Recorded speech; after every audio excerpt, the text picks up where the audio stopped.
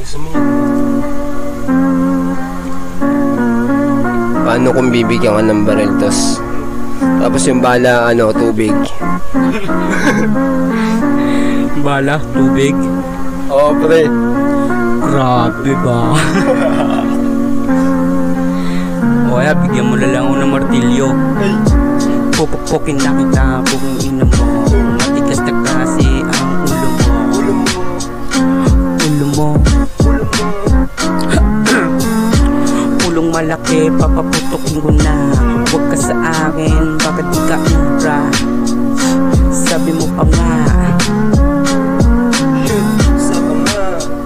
Sabi mo pa nga, shoot sa banga. Kung inang yan, ay mukha ka nanganganga. Aray, loha. Loloha ka talaga sa'kin.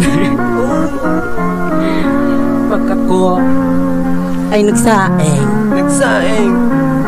At natakal ang aking isasaing. Sama ko na rin yung bundok taal. Di ko na alam, parang nasakal. O tila para bang ako ito pababagkan.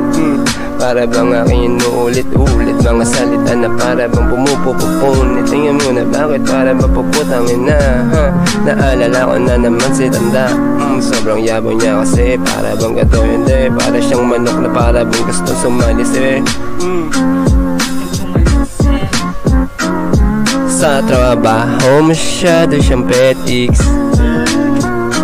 tapos kami parang Parang parang epics. Pwede ba na sundo?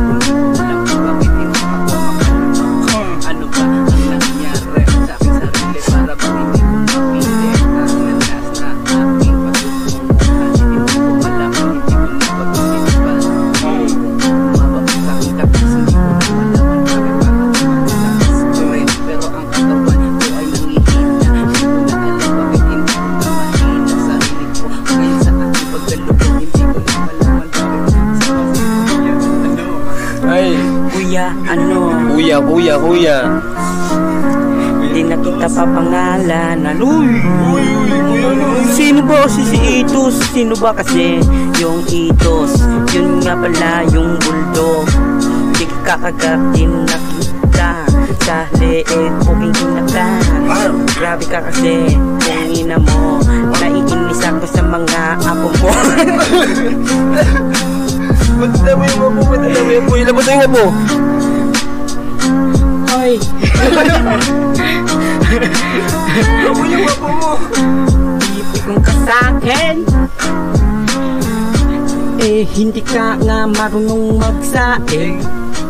Kahit na tapos na po. Gagawin natin.